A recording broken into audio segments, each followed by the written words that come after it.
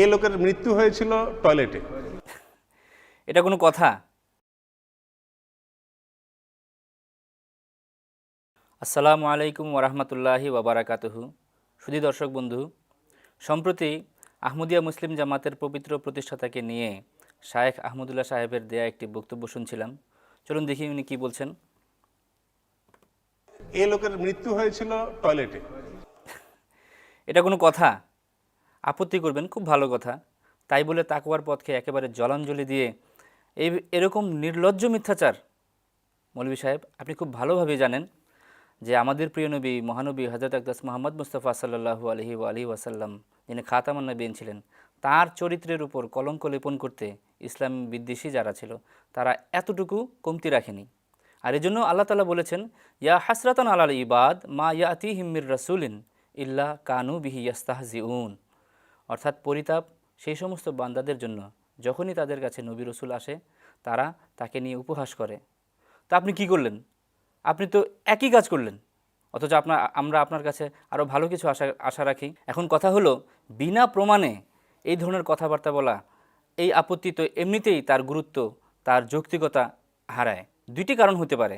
প্রথমত, কেউ আপনাকে বলে দিয়েছে এই কথা, অর্থাৎ মির্জা সাহেবের পরিবার পক্ষ থেকে কেউ, অথচ মির্জা সাহেবের মারা যাওয়ার সময় তখন তার পরিবারের সদস্যরা সেখানে ছিল, কেউ এই কথা বলেনি।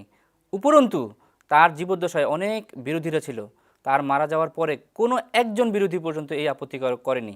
প্রশ্ন হলো, 100 বছর পরে এই আপত্তি আপনি কোথায় পেলেন? দ্বিতীয়ত, এটি হতে পারে কেউ বলেনি, আল্লাহ তাআলা আপনাকে ওহী করে জানিয়েছেন। কার্যত মজার বিষয় হচ্ছে যে এটারও কোনো সম্ভাবনা নেই, কারণ আপনার আকীদা হচ্ছে এখন ওহীর দরজা বন্ধ। সুতরাং কার্যত আপনি এটাই ঘোষণা দিলেন যে আল্লাহ তাআলাও আপনাকে জানাননি। সুতরাং এই আপত্তি সম্পূর্ণ বানোয়াট, ভিত্তিহীন এবং উদ্দেশ্য প্রণোদিত। এখন আসি আসলে ঘটনা কি ঘটেছিল। আহমদিয়াতের ইতিহাস নিয়ে রচিত হযরত মির্জা বশির আহমদ, যিনি হুজুরের সন্তান, তিনি তার পুস্তক সিলসিলায়ে আহমদিয়াতে বর্ণনা করেন, 25শে মে 1908 সনে হুজুর ছিলেন লাহোরের আহমদিয়া বিল্ডিংয়ের দোতলায়। আর তখন প্রচণ্ড গরম ছিল, শরীর খুব দুর্বল হয়ে গিয়েছিল, এই জন্য হুজুরের বয়সও বেশি ছিল, 73 বছর বয়স। রাত 11টার সময় হুজুর ডায়রিয়ায় আক্রান্ত হন আর খুব দুর্বল হয়ে যান। এই জন্য তিনি বারবার মৃত্যুসজ্জায় তিনি 3টি শব্দ আওড়াচ্ছিলেন, আল্লাহ মেরে পেয়ারে আল্লাহ। এভাবে সেই রাত কেটে যায়। তার পরের দিন অর্থাৎ 26 তারিখে ফজরের নামাজ পড়তে গিয়েই শুয়ে শুয়ে হুজুর দুইবার অজ্ঞান হয়ে যান।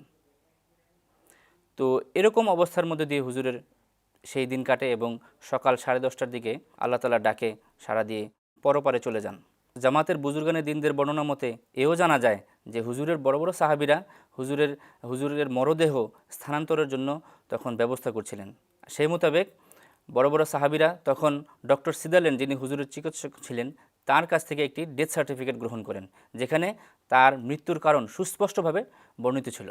হুজুরের পবিত্র মরদেহ যখন লাহোর রেল স্টেশনে নিয়ে আসা হয়, তখন এই ব্যক্তির মতো কিছু দুষ্টু প্রকৃতির মৌলবীরা সেখানে এসে হইচই শুরু করলো আর রেল স্টেশন মাস্টারকে বলল যে ইনি কলেরায় মারা গিয়েছেন। তারপর সাহাবীরা সেখানে গিয়ে ডেথ সার্টিফিকেট সেখানে প্রদর্শন করেন এবং এটা দেখা মাত্রই স্টেশন মাস্টার তাদেরকে সসম্মানে সেখান থেকে বাটালা নিয়ে যাবার ব্যবস্থা করে দেন। এখন কথা হচ্ছে, যদি সত্যিকার অর্থে তিনি কলেরায় আক্রান্ত হয়ে মারা যেতেন, তাহলে কখনোই স্টেশন মাস্টার সাহেব তাদেরকে এই অনুমতি প্রদান করতেন না।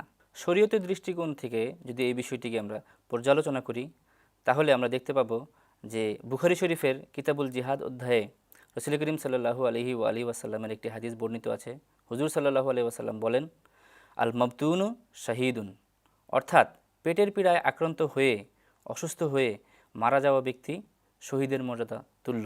সুতরাং মৌলভী সাহেব, শেষ কথা হিসেবে আমি আপনাকে এতটুকুই বলতে চাই, আপনার আল্লাহর দোহাই লাগে আপনি তাকওয়া অবলম্বন করেন এবং আল্লাহ তাআলাকে ভয় করুন। কেননা হযরত মসিহ মাউদ আলাইহিস সালামকে ওহী মারফতে আল্লাহ তাআলা জানিয়েছেন, ইন্নী মুহিনুন মান আরাদা ইহানাতাকা, নিশ্চয়ই আমি সেই ব্যক্তিকে লাঞ্ছিত করব যে তোমাকে লাঞ্ছিত করতে উদ্যত হয়। আমাদের কাজ শুধু এতটুকুই, ওয়া মা আলাইনা ইল্লাল বালাগ, আমরা তো কেবল প্রকৃত সত্যটুকুই আপনার দোরগোড়ায় পৌঁছাতে পারি।